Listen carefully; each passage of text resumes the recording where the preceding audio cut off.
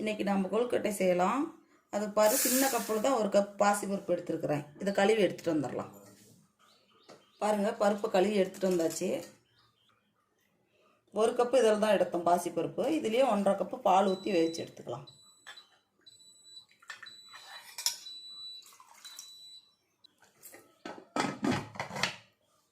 வேவிச்சு எடுத்துடலாம்.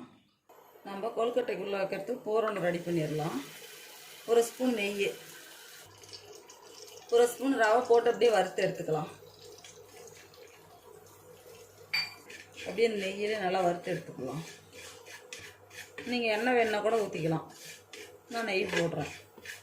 இதுலேயே துருவின தேங்காய் 1 ஸ்பூன் போட்டுக்கலாம். இதையும் அதோடு அப்படி வறுத்து எடுத்துக்கலாம் ரவையோடையே.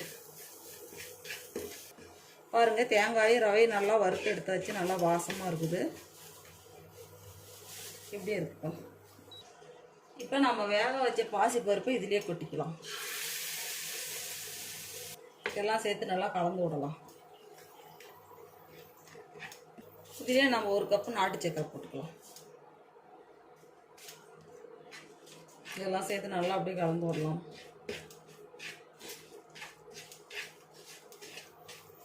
அப்படியே ஒரு 2 நிமிஷம் இருக்கட்டும். கொஞ்சம் கெட்டி பதாகும்.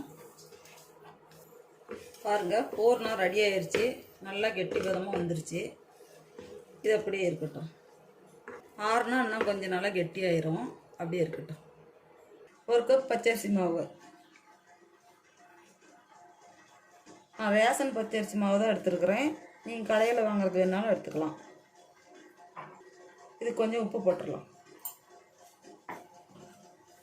இதுக்கு 1 ஸ்பூன் எண்ணெய் விட்டுக்கிட்டோமா மாவு நல்லா சாஃப்டாக இருக்கும். எல்லாம் சேர்த்து நல்லா கலந்து விட்டுறலாம். இதில் நம்ம சுடு தண்ணி ஊற்றி கலந்துக்கலாம்.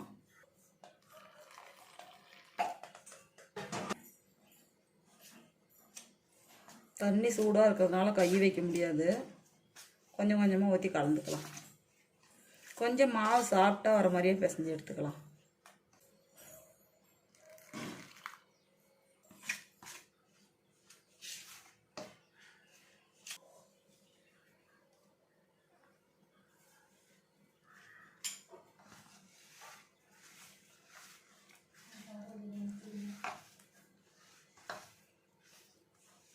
எல்லாம் சேர்த்து ஒன்று சேர்ந்து நல்லா கலந்து பிசைஞ்சு எடுத்துக்கலாம். பாருங்கள், நல்லா சாஃப்டாக வர மாதிரி பிசைஞ்சு எடுத்தாச்சு. இந்த அளவுக்கு சாஃப்டாக இருந்தாலே போதும். ரொம்ப கெட்டி பதமாகவும் வேண்டாம். கொஞ்சம் நம்ம இந்த அச்சில் எண்ணெய் தடவிக்கலாம். பாருங்கள், நல்லா தடவியாச்சு.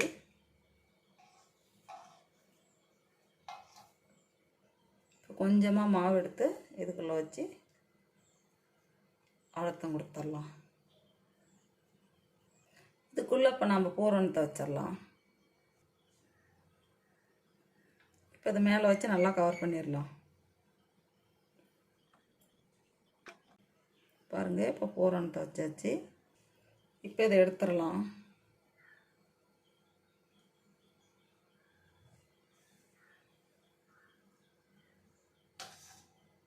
பாருங்கள், இதே மாதிரி இருக்கிற மாவையெல்லாம் பிடிச்சி வச்சிடலாம். பாருங்கள், எல்லாம் பிடிச்சி எடுத்தாச்சு. கொழுக்கட்டையெல்லாம் நம்ம கொஞ்சம் எண்ணெய் விட்டு தட்டு பூரா தேய்ச்சி விட்டுடலாம். தேய்ச்சி விட்டு எடுத்து வச்சு வேவிச்சிடலாம். இப்போ அதை வச்சு வேவிச்சிடலாம். தண்ணி பாரு நல்லா கொதிக்குது. வச்சு ஒரு 10 நிமிஷம் அப்படியே வேக விடலாம். மூடி வச்சிடலாம். பாருங்கள், வெந்துருச்சு. அடுப்பு ஆஃப் பண்ணிடலாம், ஆறட்டும். பாருங்கள், எல்லாம் வெந்து வந்துடுச்சு. நம்ம வருஷம் வருஷம் செஞ்சுக்கிட்டு தான் இருக்கிறோம். இந்த வருஷம் கொஞ்சம் வித்தியாசமாக செஞ்சுருக்கிறோம். இப்படி பூரணம் வச்சு செய்யும்போது சாப்பிட்றதுக்கு நல்லா டேஸ்ட்டாகவும் இருக்கும், நல்லா சாஃப்டாகவும் இருக்கும்.